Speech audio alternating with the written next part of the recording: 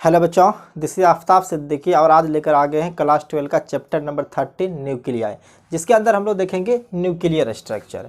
इसके अंदर हम लोग बेसिक बात करेंगे जैसे कि एटॉमिक नंबर क्या होता है, एटॉमिक वेट क्या होता है और आइसोटॉप्स, आइसोबार और आइसोटोन्स के बारे में बात करेंगे। इससे पहले आप ये सब टर्म जो है सो केमिस्ट्री के अंदर पढ़ चुके हैं, लेकिन फिर भी इसको पढ़ाना जरूरी होता है क्योंकि इसके बाद जो हम लोग डिस्कस करेंगे तो ये सब टर्म का ज़रूरत पड़ेगा। तो इसलिए इस बात को भी डिस्कस कर लेते हैं ताकि ऐसा ना हो कि आप केमिस्ट्री के अंदर भी स्टडी नहीं किए हों तो फिर दिक्कत हो जाएगी। तो आज का फर्स्ट चैप्टर यही है, मतलब जो है सो फर्स्ट लेक्चर के अंदर न्यूक्लियर स्ट्रक्चर होगा। जैसा कि हम लोग जान चुके हैं कि अभी इससे पहले एटम्स पढ़े थे, तो एटम्स के अंदर जो है सो पॉजिटिव चार्ज होता है और पॉजिटिव चार्ज जो प्रोटॉन के पास होता है वो एटम्स के बहुत ही स्मॉल स्पेस में प्रेजेंट होता है, जिसको हम लोग न्यूक्लियस कहते हैं। जैसे हम लोग बात कर लें कि अगर पूरा ये एटम है तो एटम के बीच में जो होती है वो न्यूक्लियस होता है, इसी को हम लोग न्यूक्लियस कहते हैं। और न्यूक्लियस का जो खोज किया था वो रदरफोर्ड के द्वारा, और ये एटम्स के चारों तरफ इलेक्ट्रॉन्स रिवॉल्व करता है। और बात करें इसका रेडियस के बारे में, तो रेडियस ऑफ एटम जो होती है ये अप्रोक्सीमेटली ये 10⁻⁻10 मीटर, और जो न्यूक्लियस होता है इनसे लगभग 1,00,000 गुना छोटा होता है। जैसे कि हम बात करेंगे कि अगर ये मान लीजिए कोई नॉर्मल रूम है, तो अगर पूरा नॉर्मल रूम को एटम मान लेंगे तो पिन हेड, मतलब एक पिन का जो हेड पॉइंट होता है, मतलब उसको देखिए कितना स्मॉल होता है, तो न्यूक्लियस उतना ही साइज का होता है। एटम अगर मान ले पूरा रूम है तो उसमें एक पेन का मान लीजिए जो पिन होता है उस पिन के बराबर न्यूक्लियस का साइज है एटम के रिस्पेक्ट में। यानी कि मोस्ट ऑफ द एटम जो होता है वो खोखला ही होता है, क्योंकि ये रदरफोर्ड मॉडल के अकॉर्डिंग जो है सो बात डिस्कस हो चुका है। और यहाँ पे रेडियस ऑफ न्यूक्लियस हम बात करें तो वो होता है 10⁻⁻15 में, ये 15 में होता है। और ये हम जो बात किए हैं ये एटम है, ये एटम है। तो इस बात को आप पहले से जानते हैं कि जो एटम के अंदर एक न्यूक्लियस होता है और वो सेंटर में होता है। ये एक्सपेरिमेंटली ऑब्जर्व हुआ है, लेकिन यहाँ पे कोई जाकर देखा नहीं है क्योंकि ये बहुत ही स्मॉल साइज है। तो यहाँ पे एक्सपेरिमेंट के जरिए जो है सो ये पता लगाया गया है कि जो एटम्स का most of the positive charge या मोस्ट मास जो होता है वो बहुत ही स्मॉल वॉल्यूम में प्रेजेंट होता है। तो चलिए यहीं से हम लोग लिख देते हैं entire mass and positive charge of atom, या एन एटम कह सकते हैं, एन एटम इज कंसंट्रेटेड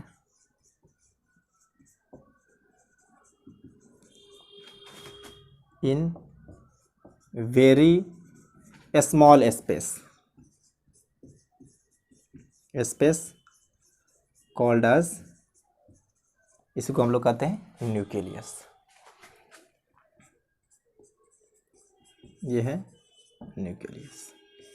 तो न्यूक्लियस के बारे में जो है सो यही इन्फॉर्मेशन है, क्योंकि ये न्यूक्लियस का जो खोज किया गया था वो रदरफोर्ड के द्वारा किया गया था। उन्होंने alpha particle scattering experiment perform किया और उससे इसको कंक्लूजन निकला कि जो एटम्स के अंदर न्यूक्लियस होते हैं और न्यूक्लियस के अंदर ही पॉजिटिव चार्ज होते हैं। और उसके बाद जो है सो चैडविक के द्वारा जो है सो 1932 में ये पता लगाया गया कि न्यूट्रॉन भी एक सब एटॉमिक पार्टिकल है जो प्रोटॉन के साथ ही न्यूक्लियस के अंदर रहते हैं। तो हम लोग एक एक करके बात सब कुछ जो है यहाँ पे डील करेंगे। तो इसको लिखिए, तब तक हम लोग न्यूक्लियर स्ट्रक्चर के ऊपर आते हैं। ये बेसिक बात है, तो चलिए इसको हम लोग मिटा देते हैं।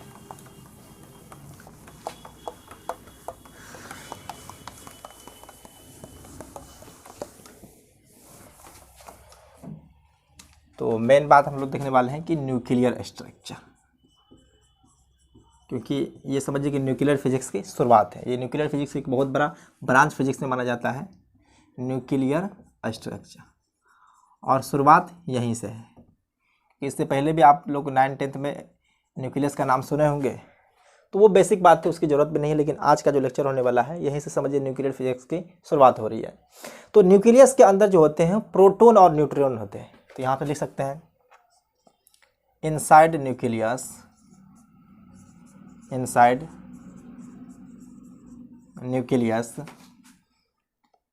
Is proton and neutron.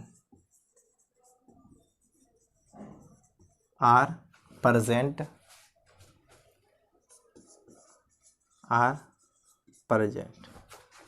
collectively known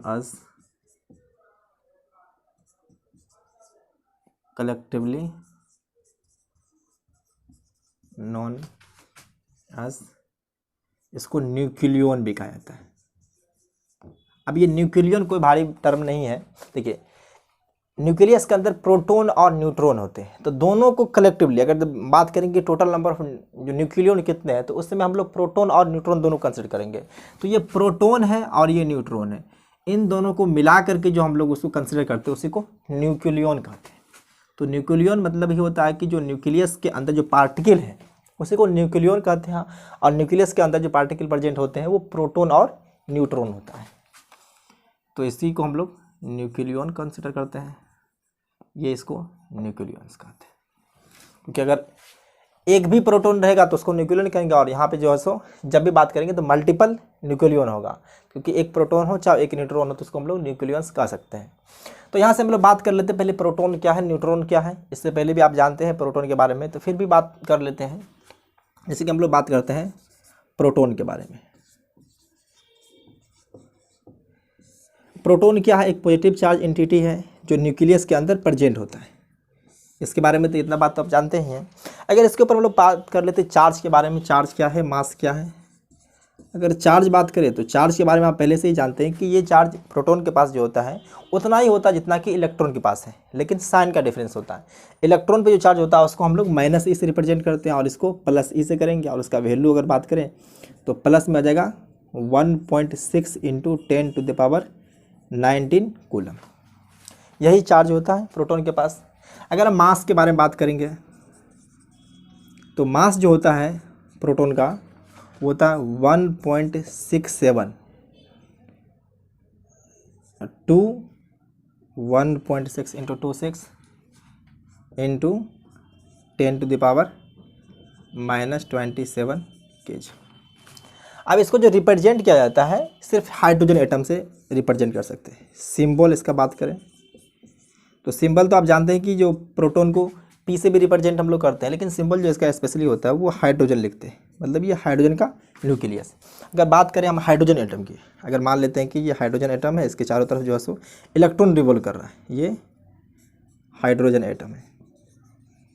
तो हाइड्रोजन एटम में बात करेंगे तो हाइड्रोजन एटम के पास जो एटॉमिक नंबर है उसका 1 है, और जो उसका मास नंबर है जो अभी हम लोग डिस्कस करेंगे, एटॉमिक वेट जो कहेंगे वो भी 1 ही होता है, क्योंकि इसके न्यूक्लियस के अंदर जो होते हैं 1 प्रोटॉन होते हैं, सिर्फ एक ही प्रोटॉन होता है, क्योंकि हाइड्रोजन ही एक ऐसा एटम है जिसके अंदर किसी भी तरह का न्यूक्लियन मतलब न्यूट्रॉन प्रेजेंट नहीं होता है।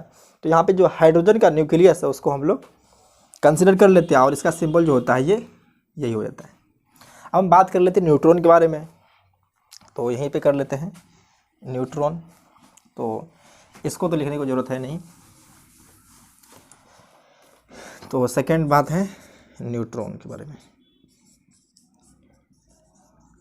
न्यूट्रॉन जनरली इसको प्रोटॉन को हम लोग P लिखते हैं, जब कहीं पे लिखेंगे न्यूक्लियस के अंदर लिखेंगे तो उसको P से रिप्रेजेंट करते हैं, और न्यूट्रॉन को हम लोग N से रिप्रेजेंट करते हैं। तो न्यूट्रॉन के पास अगर बात करें हम चार्ज के बारे में, तो न्यूट्रॉन के पास जो चार्ज होती है वो 0 होता है। अगर यहाँ पे बात कर ले चार्ज की, तो न्यूट्रॉन के पास जो चार्ज होता है वो 0 होता है। और मास हम बात करते हैं यहाँ पे, तो चलिए मास जो होगा, और इस मास को जो देखिए 1.6 × 10⁻⁻27 kg को हम लोग जनरली 1 AMU कहते हैं। और 1 AMU मास जो है सो आप केमिस्ट्री के अंदर पढ़ेंगे 1/12 ऑफ कार्बन 12 एटम का जो मास होता है, मतलब जो कार्बन 12 एटम का एक एटम का जो 1/12 पार्ट होता है उसको हम लोग 1 एटॉमिक मास यूनिट कहते हैं, जिसे कोई AMU से रिप्रेजेंट करते हैं।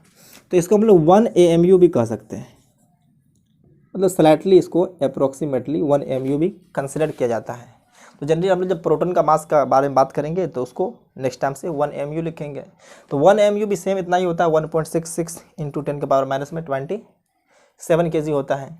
तो यहाँ पे मास ऑफ न्यूट्रॉन के बारे में बात कर रहे हैं, तो न्यूट्रॉन का मास जो होता है 1.67 × 49 ×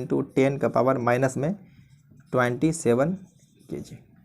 तो यहाँ पे आप देख रहे हैं कि जो प्रोटॉन का मास है और न्यूट्रॉन का मास है, इसमें थोड़ा सा डिफरेंस, अगर यहाँ पे देखेंगे तो 2.6 है और यहाँ पे देखेंगे तो 4.9 है। मतलब न्यूट्रॉन जो होता है वो प्रोटॉन से स्लाइटली लार्जर होता है। ऐसा इसलिए होता है कि यहाँ पे हम लोग जब न्यूक्लियर के अंदर जो है सो बाइंडिंग एनर्जी को जब कैलकुलेट करेंगे तो उस समय देखेंगे जब कोई न्यूट्रॉन कन्वर्ट होता है प्रोटॉन में तो वहाँ पे बाइंडिंग एनर्जी सप्लाई, मतलब बाइंडिंग एनर्जी जो होती है न्यूक्लियस के अंदर, ये बाद में बात करें हम लोग। न्यूक्लियस को जिस एनर्जी के साथ बाउंड करके रखा जाता है उसको बाइंडिंग एनर्जी कहते हैं। तो उस बाइंडिंग एनर्जी लूज कर करके न्यूट्रॉन जो है सो कन्वर्ट होता है प्रोटॉन में। तो इसलिए यहाँ पे जो है सो मास के बारे में बात कर ले कि न्यूट्रॉन का मास जो होता है वो स्लाइटली ग्रेटर होता है प्रोटॉन के रिस्पेक्ट में। इसको भी अप्रोक्सीमेटली हम लोग 1 AMU कह सकते हैं, 1 AMU कह सकते हैं इसको। और इसका सिंबल जो होता है, इसको आप जानते हैं, सिंबल को जनरली हम लोग इस तरह से रिप्रेजेंट करते हैं। तो सिंबल अगर लिखना चाहते हैं तो जनरली यहाँ पे, अभी इसके बाद हम लोग बात कर लेंगे, तो रिप्रेजेंटेशन ऑफ एलिमेंट कैसे करते हैं तो उसको भी कर लेते हैं। तो पहले जो है सो यहाँ पे इसको एक बार इसको नोट कीजिए आप लोग, इतना बात को। न्यूट्रॉन का सिंबल जो होता है यहाँ पे, इसका मास बात करेंगे तो ये मास होता है, ऊपर लिखते हैं 0 और ये 1, सॉरी उल्टा हो गया, चार्ज नीचे और मास ऊपर। तो इसके ऊपर चार्ज जो है सो 0 है और मास 1 है। जिस तरह यहाँ पे लिखेंगे, नीचे जो लिखते हैं वो चार्ज लिखते हैं, यानी कि इस पर देखेंगे चार्ज न्यूट्रॉन के पास 0 होता है और उसका मास जो है 1 है। तो 1 AMU हम लोग कंसिडर करेंगे। तो इतना को नोट कीजिए, हम लोग आगे बढ़ते हैं इसके बाद। तो नेक्स्ट बात कर लेते हैं एटॉमिक नंबर के बारे में। इसको 9th क्लास से आप लोग पढ़ते आ रहे हैं। एटॉमिक नंबर क्या होता है? एटॉमिक नंबर, इसको रिप्रेजेंट जेड से करते हैं। तो ये होता है, एटॉमिक नंबर जो होता है इक्वल टू होता है number of proton present in nucleus, number of proton in nucleus. किसी भी एटम के न्यूक्लियस के अंदर जितना प्रोटॉन होता है उसी को हम लोग एटॉमिक नंबर से कंसिडर करते हैं। या इसको कभी कभी जो है so number of electron neutral atom के अंदर जो होता है उसको भी कहते हैं, कि न्यूट्रल एटम के अंदर जितना प्रोटॉन है उतना ही इलेक्ट्रॉन होता है। तो इसको ऐसे भी लिख सकते हैं, number of electron in neutral atom, या इसी को इस तरह से कर देते हैं, न्यूट्रल एटम। जब एटम न्यूट्रल होता है तो उसके अंदर जो भी इलेक्ट्रॉन होगा वो प्रोटॉन के बराबर ही होगा, और प्रोटॉन जो होता है न्यूक्लियस के अंदर प्रेजेंट वही रिप्रेजेंट करता है एटॉमिक नंबर को। तो उसके बाद सेकंड आता है mass number. Mass number, mass number को जनरली हम लोग ए से रिप्रेजेंट करते हैं। तो ये जो होता है नंबर ऑफ न्यूक्लियन होता है, number of nucleon present in nucleus, nucleon present in nucleus.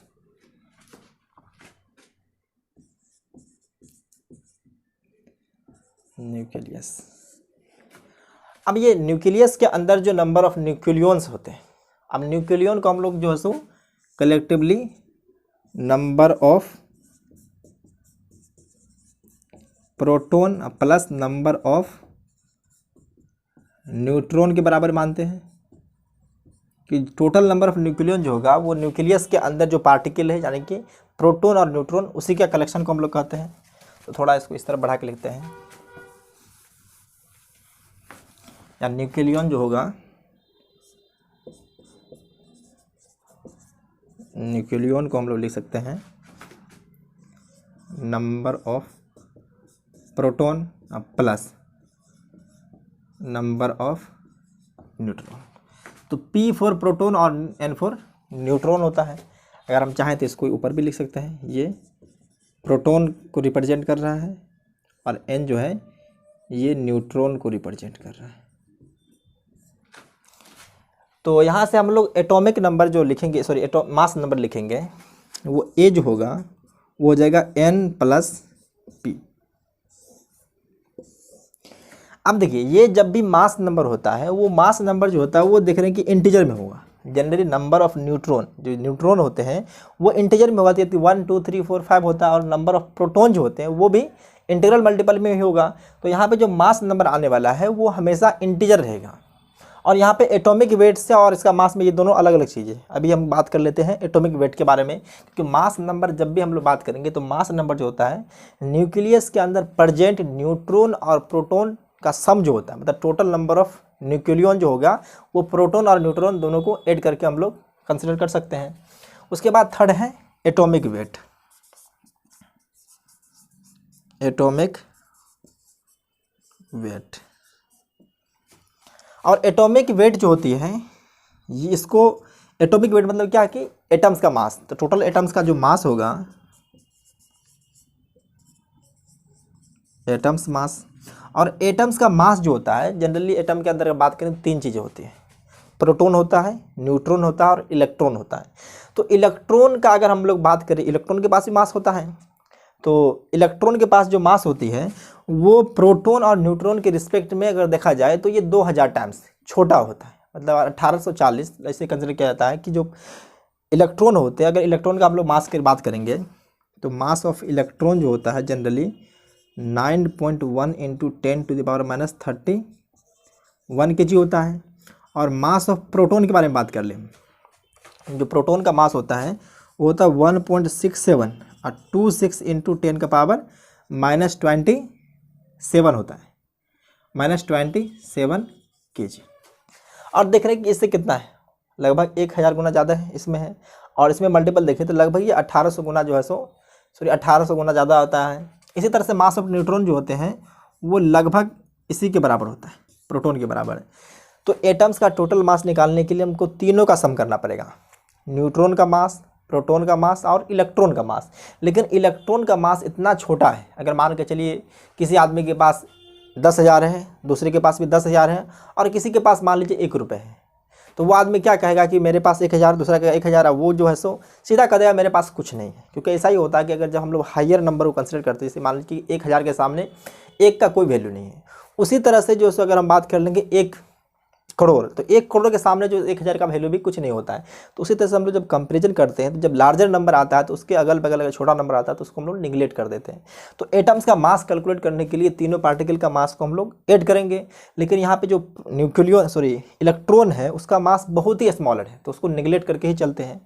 तो ये जो एटम्स का मास होता है ये लगभग न्यूक्लियस के मास के बराबर होता है, इक्वल टू ये जो रिफर करेगा मास ऑफ न्यूक्लियंस, या इसी को मास ऑफ न्यूक्लियस कह सकते हैं। एटम्स का टोटल मास जो आता है वो न्यूक्लियस से ही आता है, मास ऑफ न्यूक्लियस। और न्यूक्लियस के अंदर होता है क्या है, इलेक्ट्रॉन एंड प्रोटॉन। तो यहाँ से हम लोग जब मास नंबर एटॉमिक वेट निकालेंगे, एटॉमिक वेट को जनरली हम लोग रिप्रेजेंट करते हैं इस तरह से। तो एटॉमिक वेट जो होगा वो न्यूट्रॉन और प्रोटॉन, तो न्यूट्रॉन प्लस प्रोटॉन, तो ऐसी को कह सकते हैं न्यूट्रॉन का मास, इसको mass of neutron plus mass of proton into 1 AMU, इसको AMU लिखते हैं। जब AMU से मल्टीप्लाई कर देंगे दोनों के मास में, तो ऐसी बात कर सकते हैं जी, इसका जो है ऐसे भी कर सकते हैं नंबर ऑफ प्रोटॉन, मास तो इसमें कन्वर्ट हो जाएगा, इसमें number of neutron plus number of proton और इनटू AMU। तो देखिए इसको मल्टीप्लाई करेंगे AMU से तो मास ऑफ न्यूट्रॉन हो जाएगा, और इसको प्रोटॉन को अगर मल्टीप्लाई करेंगे AMU से तो देखिए न्यूट्रॉन का मास जो होता है 1 AMU होता है, और प्रोटॉन का मास भी होता है 1 AMU। तो इस तरह से यहाँ पे जो N और P रिप्रेजेंट कर रहा है, इसलिए कि यहाँ पे अगर मान लीजिए कि न्यूट्रॉन जो है 10 है और प्रोटॉन मान लीजिए 11 है, तो 10 11 21 हो जाएगा, तो 21 AMU हो जाएगा। अब इनको हम कलेक्टिवली A से रिप्रेजेंट करते हैं, तो इसको जनरली A इंटू AMU होते हैं, इसको हम लोग A इंटू 1 AMU, मतलब मास नंबर में जब मल्टीप्लाई कर देंगे हम लोग 1 AMU से तो ये एटॉमिक वेट दे देगा। देखिए बात, ये मास नंबर जो होता है वो हमेशा नंबर ऑफ प्रोटॉन और प्लस न्यूट्रॉन होता है, और जो एटॉमिक वेट होता है मतलब एटम का जो वेट होगा उस मास नंबर में 1 AMU से जब मल्टीप्लाई कर देते हैं तो वो एटम्स का वेट दे देता है। तो यहाँ से तीनों बात आपको क्लियर हो जाएगा। ये जो एटॉमिक नंबर होता है नंबर ऑफ प्रोटॉन्स के बराबर होता है, ये हमेशा क्लियर सही होगा, ये हमेशा सही होगा। जैसे कि एटम आयनाइज हो जाएगा तो उसमें इलेक्ट्रॉन का संख्या जो है सो या घट या बढ़ सकता है। उसी तरह से यहाँ पे हम बात करेंगे मास नंबर, तो मास नंबर जो है सो ये हमेशा सही होगा, number of neutron plus proton हो जाएगा। और एटॉमिक वेट, एटॉमिक वेट को निकालने के लिए हम लोग मास नंबर में मल्टीप्लाई कर देंगे 1 mu से, तो 1 mu से जब मल्टीप्लाई करेंगे तो ये एटॉमिक वेट दे देगा। तो कभी कभी आप देखेंगे कुछ एटम का एटॉमिक वेट जो होता है फ्रैक्शन में होता है, तो आज आपको पता चलेगा कि इसका फ्रैक्शन में कैसे होता है। तो ये आइसोटोपिक इफेक्ट की वजह से होता है, तो उसको भी हम लोग बात डिस्कस कर लेते हैं। तो इतना को पहले नोट कीजिए आप। किसी भी एलिमेंट को हम लोग जनरली रिप्रेजेंट जो करते हैं तो उसको कुछ इस तरह से करते हैं, जैसे मान लीजिए कि एक्स यहाँ पे लिख देते हैं, ये एक्स जनरली एलिमेंट को रिप्रेजेंट करेगा। एक्स जो है सो ये एलिमेंट को रिप्रेजेंट करे, जैसे कि एलिमेंट मान के चलिए हाइड्रोजन है, कोई सोडियम हो सकता है या कैल्शियम हो सकता है, तो एक्स एलिमेंट को रिप्रेजेंट करेगा। और नीचे जो जेड लिखते हैं ये जेड रिप्रेजेंट करता है एटॉमिक नंबर को, और ए जो होता है वो मास नंबर को रिप्रेजेंट करेगा।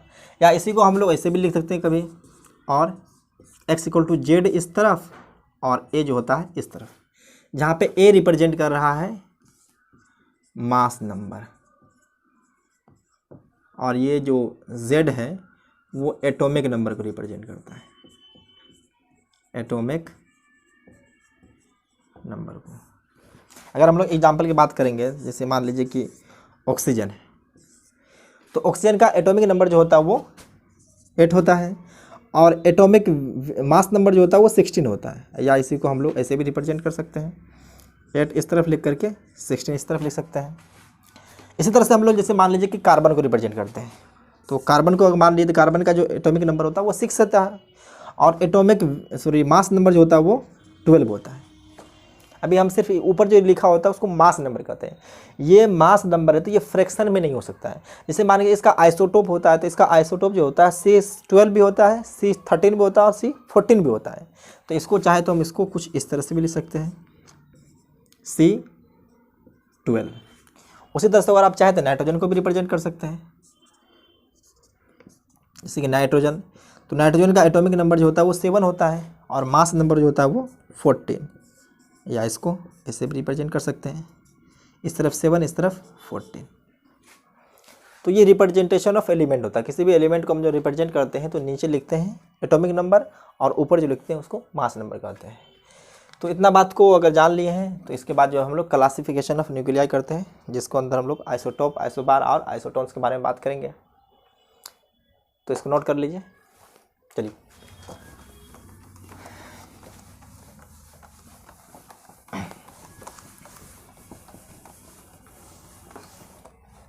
तो हेडिंग दीजिए क्लासिफिकेशन ऑफ न्यूक्लियाई।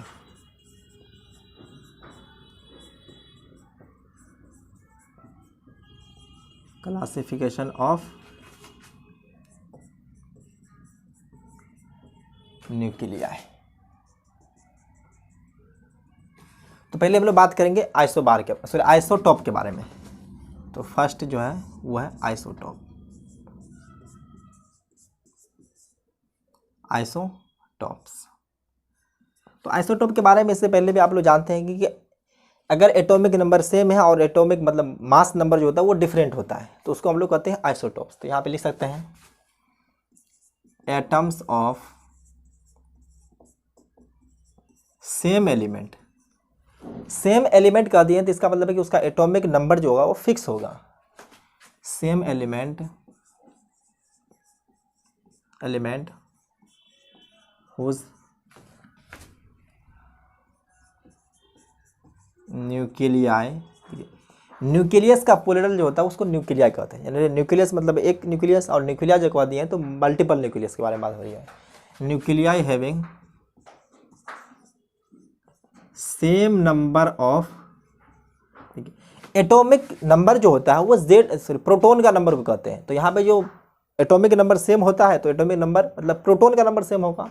तो same number of proton, same number of proton but different number of neutron.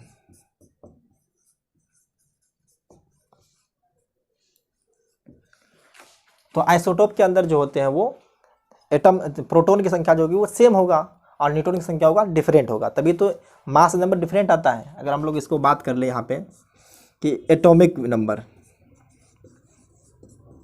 Atomic number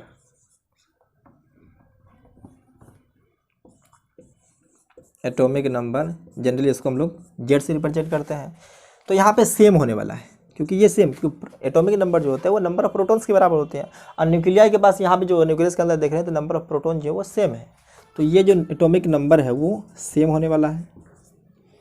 और उसके बाद मास नंबर, मास नंबर, तो मास नंबर को हम लोग बात रिप्रेजेंट करते हैं ए से, तो इसमें ए जो होगा वो डिफरेंट होगा क्योंकि जो ए होता है ए इक्वल टू होता है number of neutron plus number of proton. भले प्रोटॉन सेम क्यों नहीं, न्यूट्रॉन चेंज हो रहा है तो इसका मतलब है कि जो मास नंबर वो भी चेंज करेगा, तो ये मास नंबर जो हो जाएगा वो डिफरेंट हो जाएगा, डिफरेंट हो जाएगा। अगर इसका एग्जांपल हम लोग बात कर लें तो पहले हाइड्रोजन, हाइड्रोजन के पास ही जो है 3 आइसोटोप है, जैसे कि बात करते हैं हाइड्रोजन है, तो हाइड्रोजन को जनरली बात करें तो हाइड्रोजन के पास जो है 3 आइसोटोप होते हैं, तो पहले हाइड्रोजन को इस तरह से 3 बार लिख देते हैं। इसका एटॉमिक नंबर जो है सबका सेम ही रहेगा, तो इसको नीचे लिखते हैं एटॉमिक नंबर और मास नंबर को ऊपर लिखते हैं। तो सिंपल हाइड्रोजन उसको कहते हैं प्रोटियम, और जो हैवी हाइड्रोजन होता है उसको कहते हैं ड्यूटेरियम, जिसके अंदर एक प्रोटॉन और एक न्यूट्रॉन होता है, और जो तीसरा होता है उसको कहते हैं ट्रिटियम। तो ट्रिटियम के अंदर जो होती है एक प्रोटॉन और 2 न्यूट्रॉन होता है, तो ये तो हाइड्रोजन का आइसोटोप हो चुका है, तो ये सब जो है सो हाइड्रोजन का आइसोटोप है, ये है आइसोटॉप्स ऑफ हाइड्रोजन। तो हाइड्रोजन का 3 आइसोटोप होता है, इसी तरह से कार्बन का भी 3 आइसोटोप होता है। तो अगर हम बात कर ले कार्बन की, तो कार्बन का भी जो है सो एक तो जानते हैं 6 मतलब C612 होता है एक, और दूसरा अगर हम लोग बात करें, इसको कॉमा देते हैं यहाँ पे, तो दूसरा जो होता है C12 और 13 भी होता है, और इसी तरह से जो है सो C12 एंड 14 भी होता है। ये आइसोटॉप्स ऑफ कार्बन है, आइसोटॉप्स ऑफ कार्बन। तो कार्बन के भी अलग अलग आइसोटोप हैं। उसी तरह से आप क्लोरीन देखें तो क्लोरीन के पास जो होता है उसके अंदर 2 आइसोटोप होते हैं, और उसके बारे में जो है हम लोग यहीं से पता कर लेंगे। जो किसी भी एटम का जो होता है या किसी भी एलिमेंट का जो एटॉमिक वेट होता है वो फ्रैक्शन क्यों होता है, मतलब जो उसको कभी देखते हैं कि अगर क्लोरीन के बारे में बात करेंगे तो उसका होता है 35.5 AMU। अगर एक एलिमेंट के बारे में बात करें तो वो होता है आइसोटोपिक इफेक्ट की वजह से। तो यहाँ पे क्लोरीन को ही हम ले लेते हैं। तो क्लोरीन का अगर सिंपल बात करेंगे हम लोग, तो क्लोरीन का जो एटॉमिक नंबर होता है वो 17 होता है, 17 होता है, और मास नंबर जो इसका होता है 135 होता है। और दूसरा क्लोरीन का जो आइसोटोप है उसका तो एटॉमिक नंबर तो सेम ही रहेगा, और ये 37 होता है। अब देखिए इन दोनों का कुछ कंटेंट होता है, इन दोनों का कंटेंट की वजह से ही जो है सो इसका, अगर मान लें कि ये जो होता है नेचर में अगर हम देखें तो नेचर में जो है 75% पाया जाता है और ये 25%। तो ज़्यादातर मास जो है सो यही डोमिनेट होना, क्योंकि इसकी तरफ जो है सो कुछ ज़्यादा ही एटम्स की संख्या मिलेगी, और इसमें जो होगा इससे 100 एटम मान कर कंसिडर कर लिए तो 75 एटम 1735 का होगा, और जो 25 एटम बचा है वो 1737 का होगा। तो ये है isotopes of chlorine, isotopes of chlorine. अब यहाँ से हम लोग जो है सो फ्रैक्शनल मास जो होता है या फ्रैक्शनल एटॉमिक वेट उसको भी हम लोग बात कर लेते हैं। तो इतना को पहले नोट कीजिए, उसके बाद हम लोग आते हैं।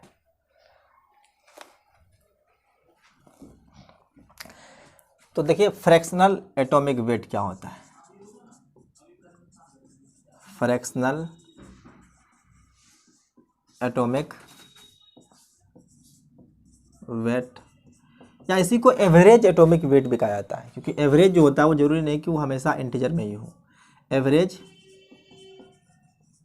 एटॉमिक वेट ये किसकी वजह से आता है? ड्यू टू आइसोटोपिक इफेक्ट की वजह से।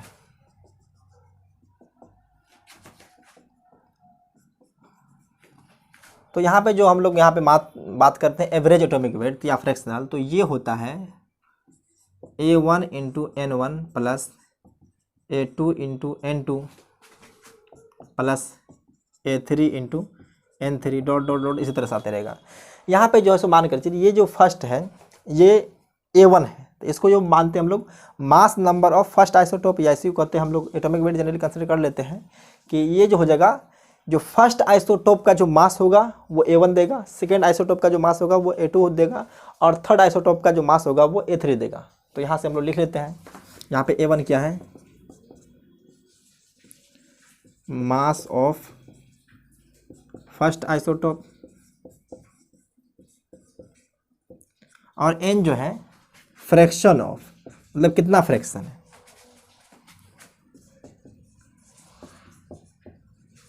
Fraction of first isotope.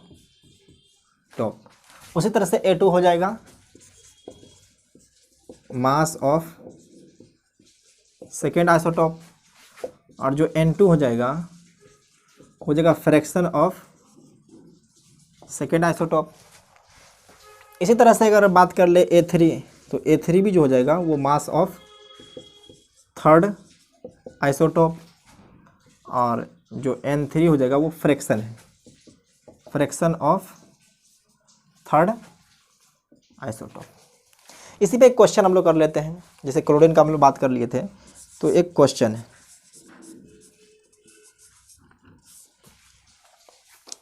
जैसे कि क्लोरीन के बारे में बात करते हैं कि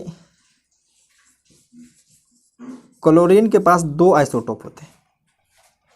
तो क्लोरीन के पास जो आइसोटोप है एक होता है 1735, और दूसरा जो है सेकेंड आइसोटोप वो होता है 1737। इसका परसेंटेज अगर हम लोग बात करें तो इसका जो परसेंटेज होता है ये नेचर में 75% पाया जाता है, और इसके बारे में बात करेंगे तो ये लगभग 25% होता है। अगर आप NCERT खोलेंगे तो ये 74 पॉइंट मान के चलिए 6 है, और ये होता है 24.4 होता है। तो अप्रॉक्सीमेटली हम लोग मान लें कि ये 75 है और ये 25 है, तो इसको हम लोग फ्रैक्शन में कन्वर्ट करेंगे। तो यहाँ पे हमको पता है कि A1 जो है सो साफ साफ पता है कि A1 जो होगा वो 35 हो जाएगा, A1 35 है। तो N1 निकालना है, तो N1 निकालने के लिए हम लोग क्या है इसको फ्रैक्शन में कन्वर्ट करेंगे।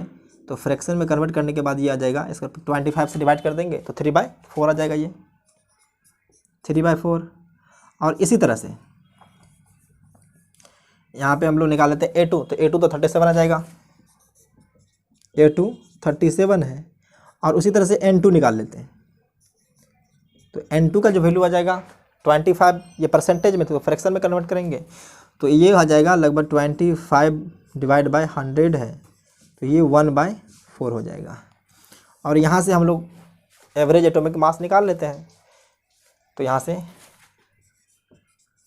एवरेज एटॉमिक वेट जो हो जाएगा वो A1N1 प्लस A2N2, क्योंकि यहाँ पे दो आइसोटोप इसलिए हम लोग दो पे ही, अगर 3 आइसोटोप होता तो 3 तक बढ़ते, 4 होता तो 4 तक बढ़ते हैं। इसी तरह से बहुत सारे आइसोटोप्स होते हैं, बस आप समझ लीजिए फ्रैक्शन मास जो किसी भी एटम का शो करता है वो इसी वजह से आता है।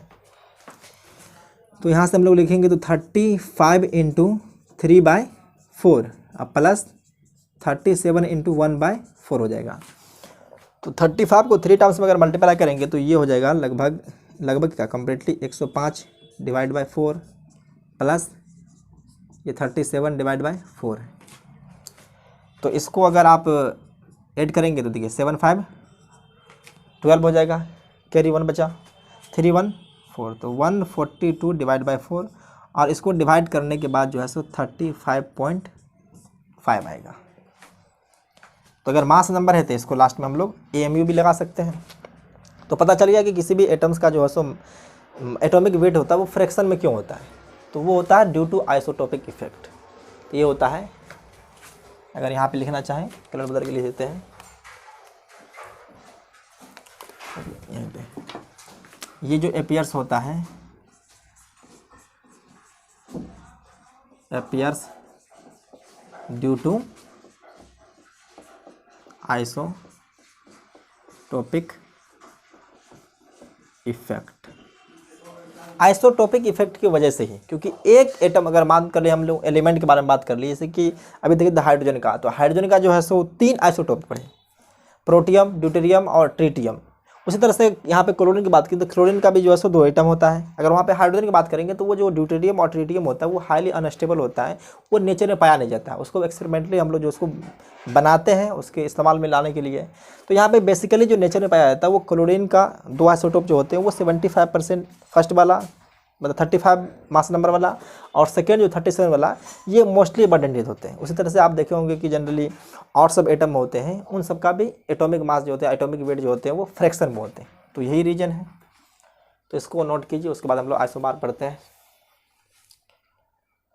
तो सेकेंड जो है वो है आइसोबार।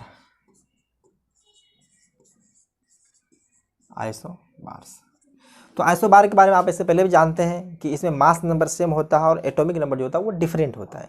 तो यहाँ पे एटॉमिक नंबर डिफरेंट हो चुका है, इसका मतलब एलिमेंट भी अलग अलग हो जाएगा। तो मतलब जो एलिमेंट डिसाइड होता है, एलिमेंट जो होता है वो जेड से डिसाइड होता है। Element decided by Z. अगर जेड चेंज कर रहा तो एलिमेंट चेंज कर जाएगा। मास नंबर कुछ भी हो सकता है। तो थोड़ा यहाँ से हम नीचे से ही लिखते हैं यहाँ पे।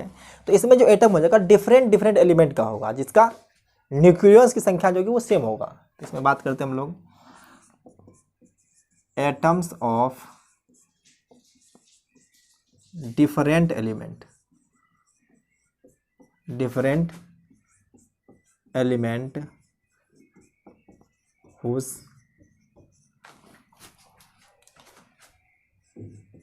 nuclei having same number of nucleon, same number of nucleon। Nucleon मतलब होता है कि प्रोटॉन और न्यूट्रॉन दोनों को ऐड करके न्यूक्लियन, बट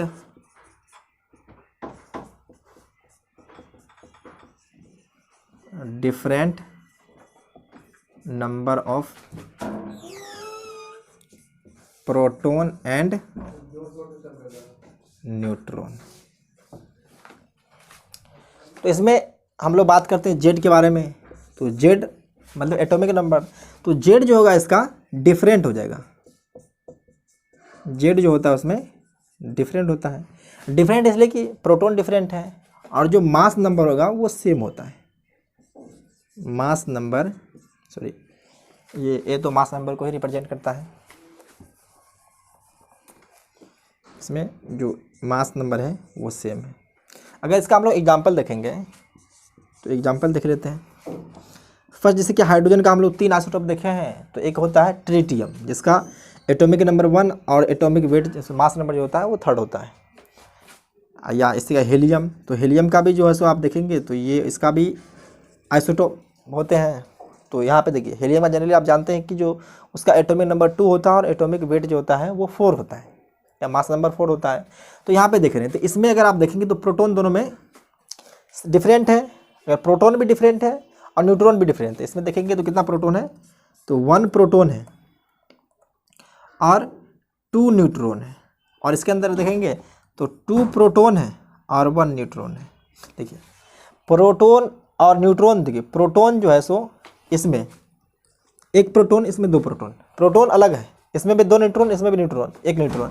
तो न्यूट्रॉन भी अलग है लेकिन दोनों का सम जो है सो वो सेम है। अगर देखेंगे दोनों को ऐड करेंगे तो 3 आ जाएगा, इसको भी ऐड करेंगे 3 आ जाएगा। इसी तरह हम लोग कार्बन को देखते हैं। तो कार्बन को आप जानते हैं कि C एक आइसोटोप होता है, अभी लिखे थे C614 होता है।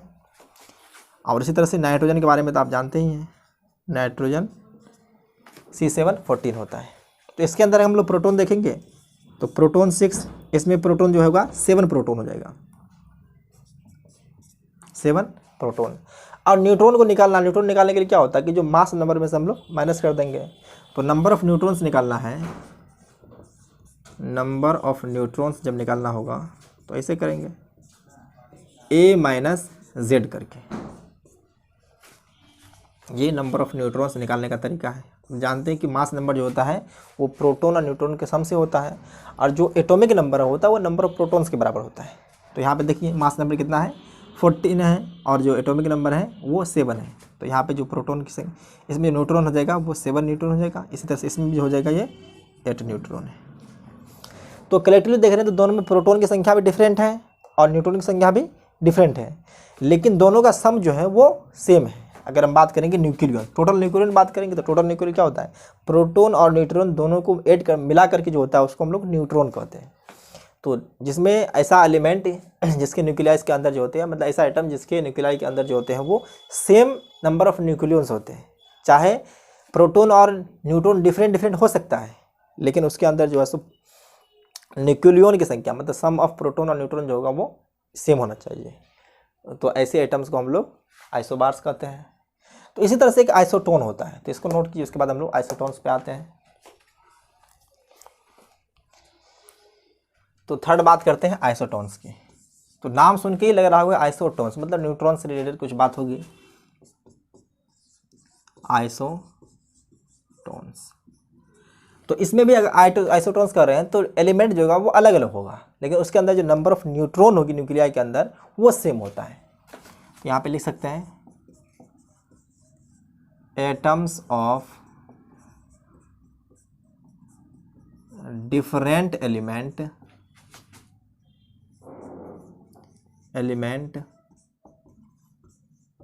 whose nuclei having same number of neutron,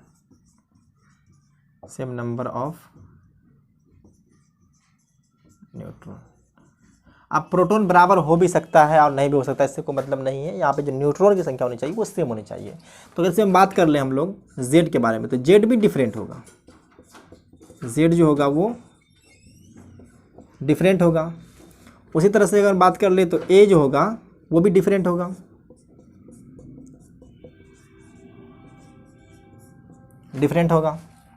और जो ए माइनस जेड जो होगा वो सेम होगा, क्योंकि यही न्यूट्रॉन को दिखाता है सेम, क्योंकि ये न्यूट्रॉन है।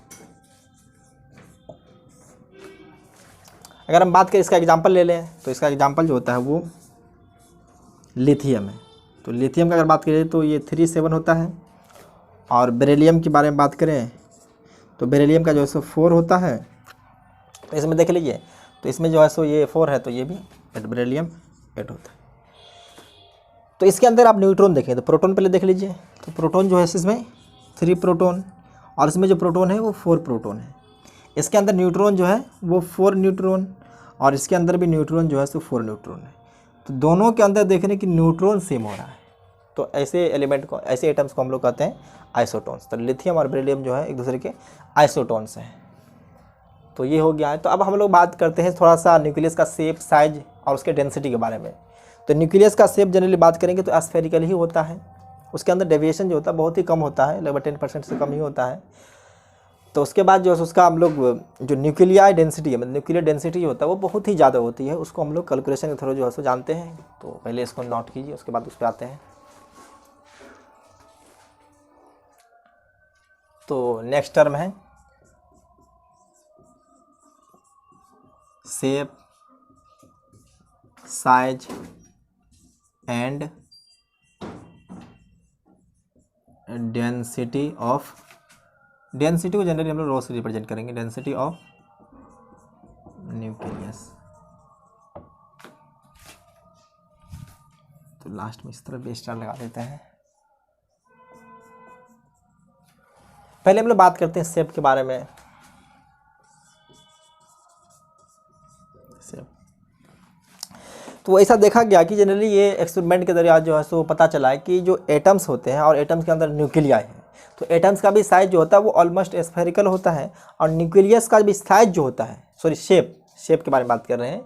तो शेप जो होता है एटम का जिस तरह से स्फेरिकल होता है उसी तरह से जो है सो न्यूक्लियाई का भी जो स्फेरिकल होता है। तो यहाँ से लिख सकते हैं for all practical purpose,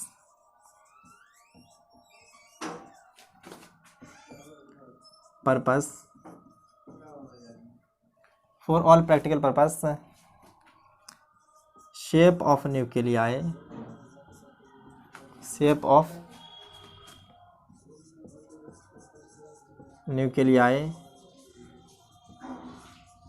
regarded as spherical।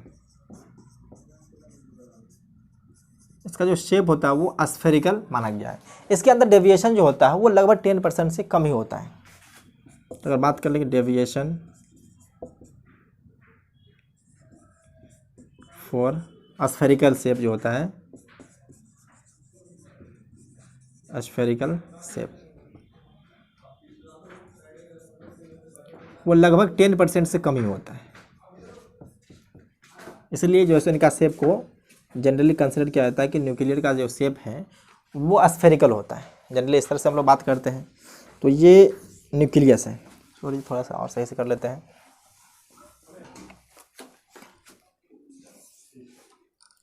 तो मान लीजिए कि ये न्यूक्लियस है, ये न्यूक्लियस है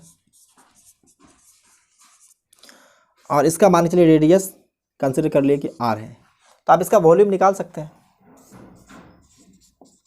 वॉल्यूम जो हो जाएगा वो जाएगा 4/3 पाई r⁴, क्योंकि स्फेयर का जो वॉल्यूम होता है वो उसी तरह से होता है।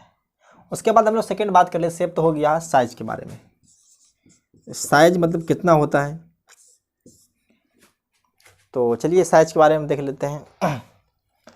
तो साइज जो करा गया एक्सपेरिमेंटली शो हुआ है कि जो साइज जो होते हैं, जितना ज़्यादा नंबर ऑफ न्यूक्लियंस होते हैं, जैसे मान करके चलिए कि न्यूक्लियन जो पार्टिकल है, प्रोटॉन और न्यूट्रॉन के कलेक्टिव जो होते हैं समूह को हम लोग उसको क्या कहते हैं, न्यूक्लियन कहते हैं। तो किसी भी न्यूक्लियस के अंदर जितना नंबर ऑफ न्यूक्लियन होते हैं उसका साइज उतना ही ज़्यादा होता है। ये एक्सपेरिमेंटली ऑब्जर्व हुआ है कि अगर न्यूक्लियंस अगर इंक्रीज कर रहा है तो न्यूक्लियंस को हम लोग क्या कहते हैं, मास नंबर कहते हैं। मतलब एटम्स का जो मास नंबर बढ़ रहा है तो इसका मतलब न्यूक्लियर साइज जो का वो भी इंक्रीज करेगा। तो यहाँ पे जो है सो ऑब्जर्व हुआ है, एक्सपेरिमेंटली ऑब्जर्व, एक्सपेरिमेंटली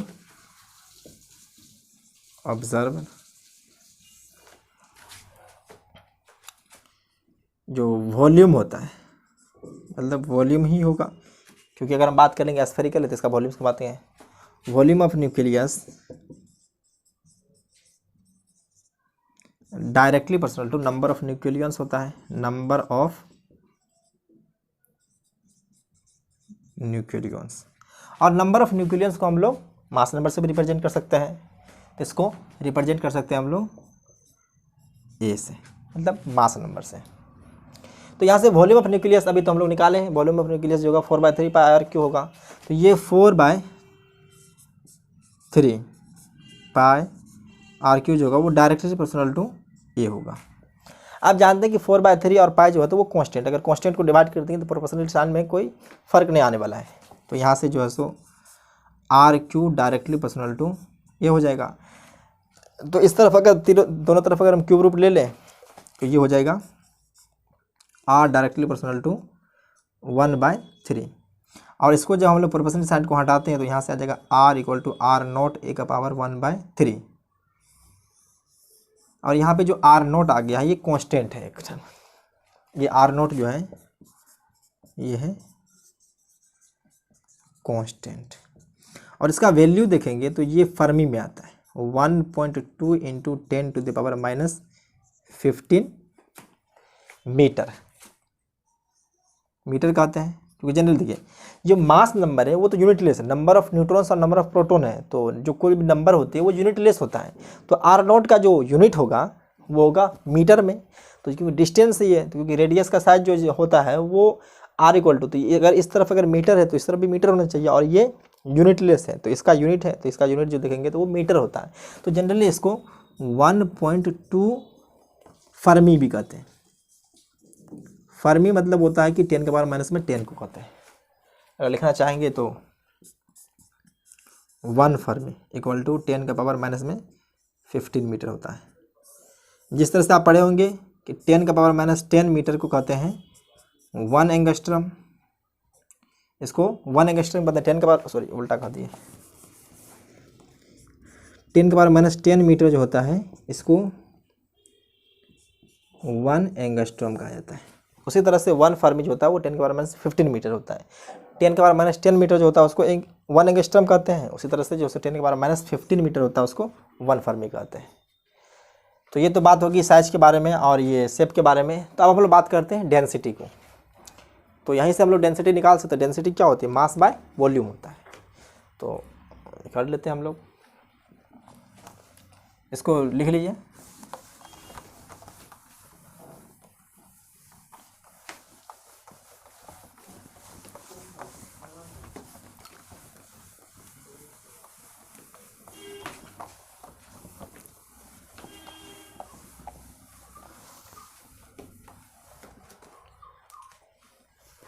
तो नेक्स्ट है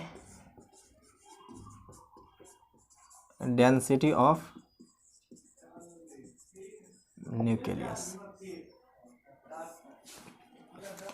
तो इसको जनरली हम लोग रो से रिप्रेजेंट करते हैं। तो डेंसिटी तो आप जानते हैं कि डेंसिटी जो होता है वो मास बाय वॉल्यूम होता है। तो ये हो जाएगा mass of nucleus divide by volume of nucleus.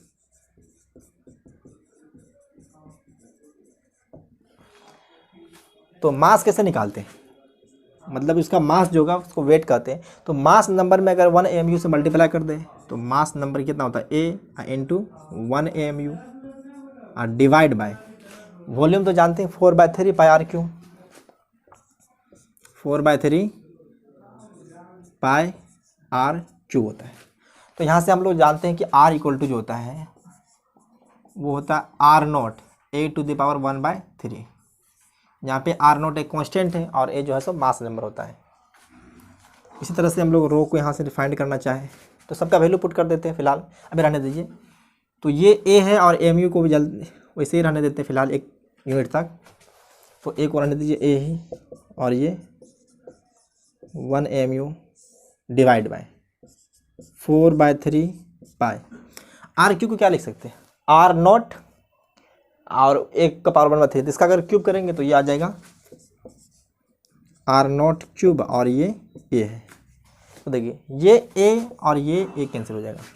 तो अब यहाँ से आपको पता चल रहा है कि न्यूक्लियर डेंसिटी जो होता है वो मास नंबर पे डिपेंड नहीं करता है। अगर मास नंबर अगर चेंज कर रहा तो भले उसका साइज इंक्रीज करेगा लेकिन उसका डेंसिटी जो होता है वो कांस्टेंट रहता है। अब वैल्यू पुट कर देते हैं तो ये होता है 1.6 मान लेते हैं 10⁻27 kg। ये ऊपर में kg में है और नीचे जो है सो इसका मीटर में होता है तो ये मीटर क्यूब आ जाएगा। तो 4/3। अब पाई का वैल्यू जानते हैं 3.14 और इसका 1.2 इंटू 10⁻⁻15 इसका क्यूब। अगर इसको आप मल्टीप्लाई करेंगे और मल्टीप्लाई करने के बाद डिवाइड ओवर करके कैलकुलेशन जो आएगा तो न्यूक्लियर डेंसिटी जो होता है वो approximate 2 into 10⁻17 2 into 10⁻17 kg per metre cube होता है। यहाँ से देख रहे हैं कि ये वेरी हाई डेंस है, वेरी हाई डेंस। अब देखिए न्यूक्लियस का साइज बहुत छोटा होता है इसलिए इतना सा डेंसिटी। अगर इस डेंसिटी को अगर अर्थ पे रख देंगे तो अर्थ भी ना सह पाएगा इसको। जनरली अगर मान के चलिए उसका ऑब्जेक्ट का साइज हम बड़ा कर दें उसका डेंसिटी लगभग इतना रहे तो ये बहुत ज़्यादा मास हो जाएगा। इसलिए हम मान लेते हैं कि वाटर का जो डेंसिटी होता है डेंसिटी ऑफ वाटर, तो डेंसिटी ऑफ वाटर जो होता है वो 10⁻3 kg पर मीटर क्यूब होता है।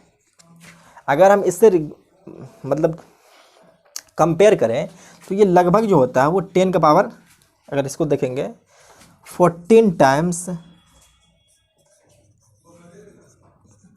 Greater than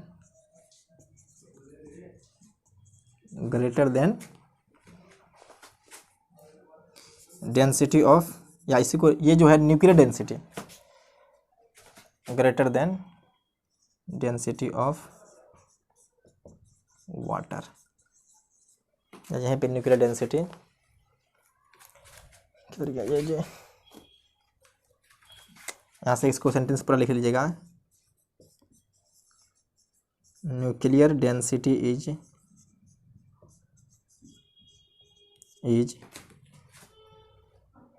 nuclear density 10⁻14 times greater than है डेंसिटी ऑफ वाटर। तो देख रहे हैं कि ये बहुत ज़्यादा है। अगर इसको लिखा जाए अगर इसको 0 टर्म में तो ये बहुत बड़ा नंबर आ जाएगा। तो देख रहे हैं कि न्यूक्लियस का डेंसिटी जो होती है वो बहुत ही ज़्यादा डेंस होते हैं, मतलब बहुत ज़्यादा हाई होते हैं। अगर हम बात करें तो देखिए ये मास नंबर पे डिपेंड नहीं कर रहा, ये प्रैक्टिकली हम लोग इसे बात कर सकते हैं। लेकिन अगर देखेंगे तो सब एटॉमिक नंबर जो सॉरी एटॉमिक वेट जो होता है वो आइसोटोपिक इफेक्ट की वजह से थोड़ा डिस्टर्ब होता है, तो स्लाइटली न्यूक्लियस जो है तो चेंज करेगा, लेकिन अगर रेंज देखेंगे तो सबका लगभग इतना ही आएगा। जितने भी न्यूक्लियस हैं, मतलब किसी भी एटम का जो न्यूक्लियस होगा उसका डेंसिटी लगभग इसी के अप्रोक्स में होगा। ये 10 की पावर 16, 17 और 18 तक जा सकता है, इसमें वेरिएशन कुछ आ जाएगा। तो अभी हम लोग एक क्वेश्चन लिखते हैं, इसको आप लोग पॉज करके ट्राई कीजिएगा, उसको जो है फिर बाद में हम सॉल्व करेंगे। तो लिखिए इसको तब तक। तो क्वेश्चन देखिए यहाँ पे लिख दिए हैं, यहाँ पे थोड़ा सा जो है सो इसका न्यूक्लियस का जो मास है वो चेंज है। अगर देखेंगे इसका मास नंबर 56 होता है और उसका जो मास दिया हुआ न्यूक्लियस का वो 55.85 दिया हुआ, थोड़ा सा चेंज हुआ है। तो जनरली हम लोग डेंसिटी जब निकालते हैं, डेंसिटी क्या होता है? मास डिवाइड बाय वॉल्यूम, यही होता है। तो मास को जनरली हम लोग को यहाँ तो दिया ही है, ये AMU में दिया हुआ है, तो इसको लिख देंगे 5.585 AMU, तो AMU को कन्वर्ट कर देंगे तो 1.66 इंटू 10 के पावर माइनस में 27 kg हो जाता है, ये kg है। इसका वॉल्यूम देखेंगे तो 4/3 पाई r क्यूब हो गया। तो r को जनरली हम लोग जानते हैं कि इस तरह से लिख सकते हैं, r equal to r0 a to the power 1/3 है।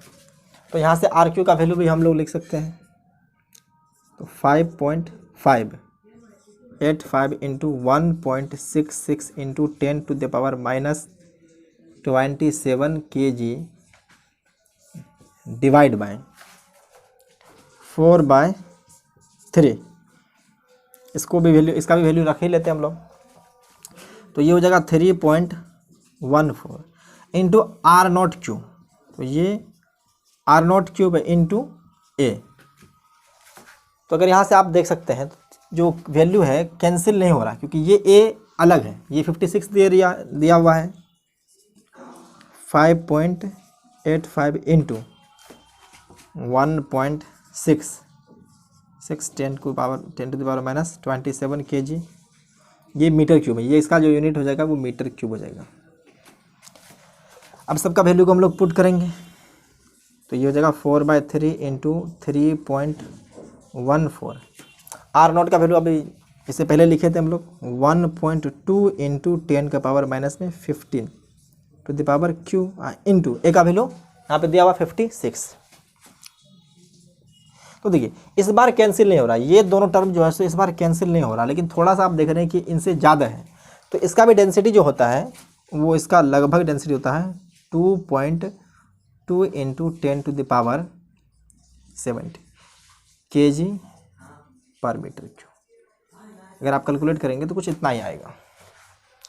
तो इसी तरह से जो है सो आप किसी भी एटम्स का न्यूक्लियाई के अंदर जो डेंसिटी होता है वो रेंज जब भी देखेंगे 10 के बाद 17 में ही आता है। ये अप्रोक्स माना जाता है कि लगभग सेम ही होता है, एग्जैक्ट नहीं होता, लेकिन अप्रोक्स यही होता है। तो इसलिए कभी कभी कि जो किसी भी एटम्स का न्यूक्लियाई होते हैं वो डेंसिटी जो होता है सबका एक ही तरह होता है।